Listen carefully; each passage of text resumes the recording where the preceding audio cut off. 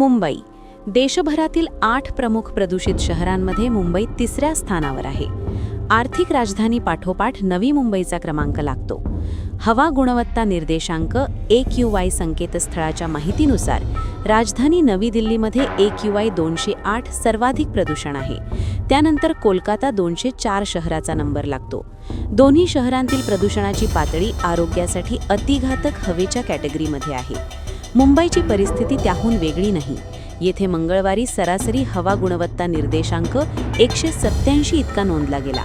नवी मुंबईची 168 हवासुद्धा खराब आहे.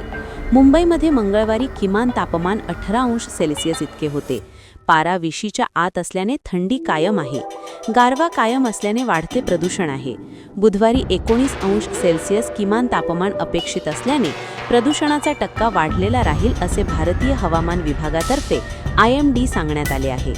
1 जानेवारीपासून मुंबईची हवा सातत्याने श्वास घेण्यास लायक नसल्याचे AQI कॅलेंडर सांगते.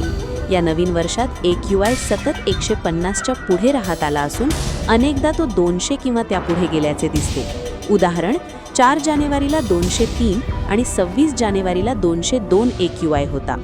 मुंबईतील खराब हवेच्या ठिकाणी श्वास घेणे म्हणजे दिवसाला 3.5 सिगारेटी ओढण्यासारखे आहे, असे AQIचे संकेतस्थळ सांगते.